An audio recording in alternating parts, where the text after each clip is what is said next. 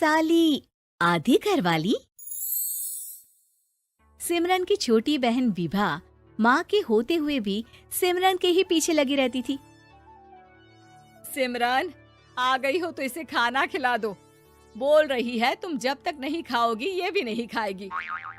क्या है विभा, तुम खा लिया करो ना, मुझे ऑफिस से आने में देर हो जाती है। और कोई छोटी बच्ची तो हो नहीं तुम जो खाना भी नहीं खाती हो कि दीदी आएगी तो ही खाऊंगी। हाँ हाँ, छोटी बच्ची ही समझ लो। और एक बात, जब आपको पता है कि मैं आपके बिना नहीं खाती हूँ तो रोज रोज क्यों बोलती हो? अरे क्या है ये, दोनों बहनें कम माँ बेटी ज्यादा लगती हो। अरे दीदी की शादी हो जाएगी तब क्या करेगी बोल? जब होगी तब की तब देखेंगे। मैं तो दीदी के साथ ही रहूंगी हमेशा। दोनों की शादी ऐसे घर में कर देंगे जहाँ दो भाई हो। खैर, मामला आया गया हो जाता है। एक दिन सिमरन के पापा जब घर आते हैं, तुम लोगों के लिए अच्छी खबर है। वर्मा जी है ना मेरे दोस्त, उन्होंने सिमरन बेटी के लिए रिश्ता बताया है।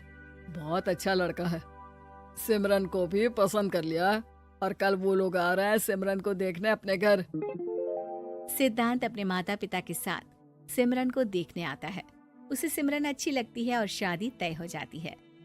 सिद्धांत की माँ कहती है, अब तो हम लोग ले जाएंगे जल्द ही अपनी सिमरन को यहाँ से।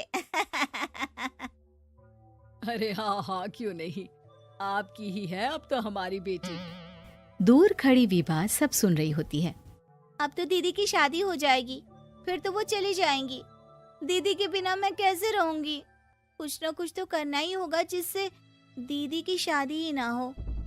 सभी के जाने के बाद क्या शादी के बाद दीदी हम लोगों के साथ नहीं रहेंगी?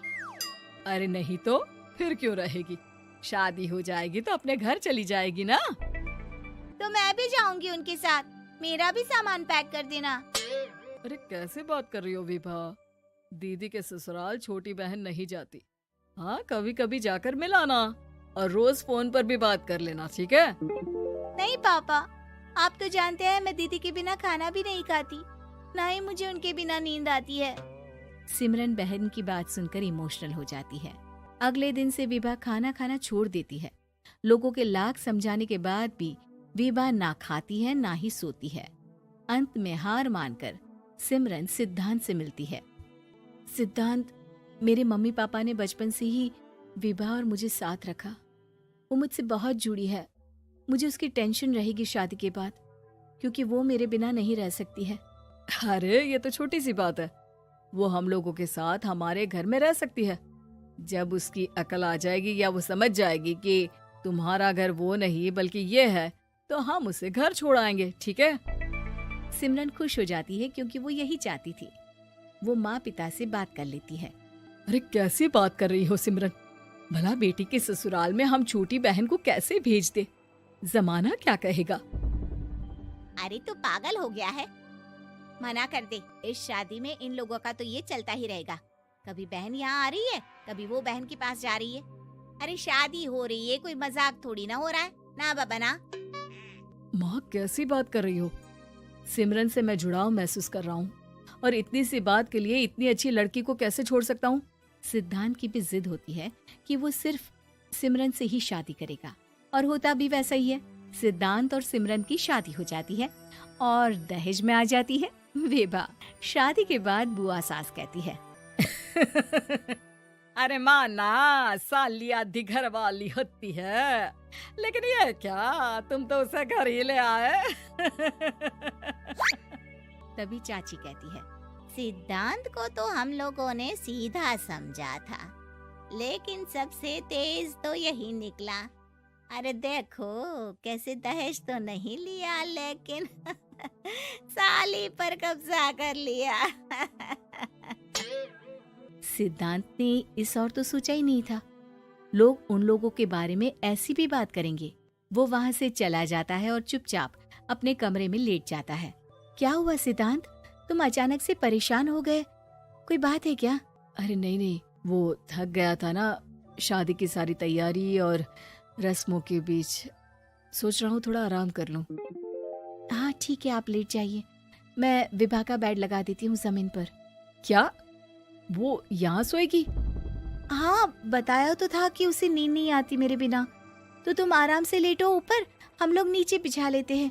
अरे नहीं नहीं, तुम दोनों आराम से लेटो ऊपर, मैं माँ पापा के रूम में जा रहा हूँ।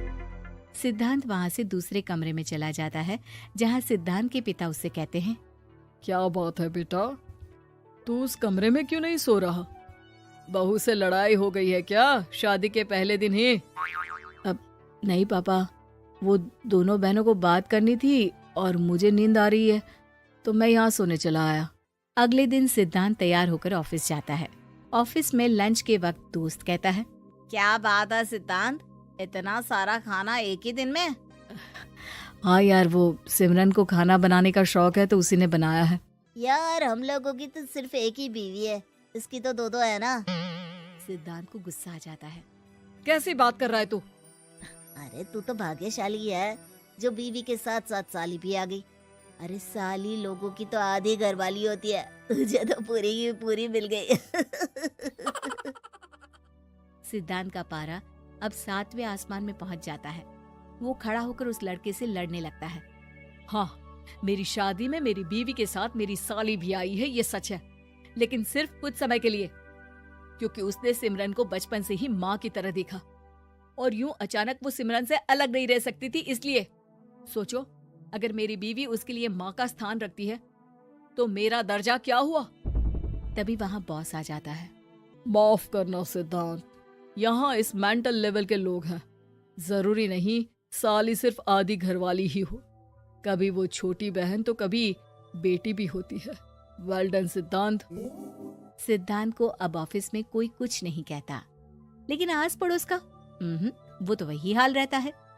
सिद्धांत ऑफिस से घर की ओर आ रहा होता है कि रास्ते में उसे अपनी कॉलोनी का दोस्त मिल जाता है। क्या बात है, चेहरे की चमक बता रही है, शादी से बड़ा खुश है तू, क्यों? हाँ यार, अच्छी लड़की और अच्छा परिवार मिलना कहाँ होता है जल्दी आजकल।